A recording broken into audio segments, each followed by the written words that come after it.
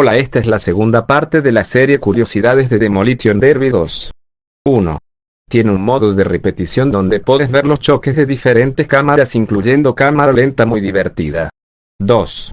Algunos autos son muy parecidos a algunos reales, como el Banger, similar al Ford Crown Victoria, o el Racer, parecido a un Mustang. 3. El modo libre tiene easter eggs, como una pista secreta en el desierto o zonas donde puedes volar por rampas gigantes. 4. Es sin conexión, lo que lo hace perfecto para viajes o lugares sin internet. 5. Tiene una comunidad que hace retos propios, como saltar de una rampa gigante sin caer de lado. Bueno, eso fue todo, espero que les haya gustado el video, saludos.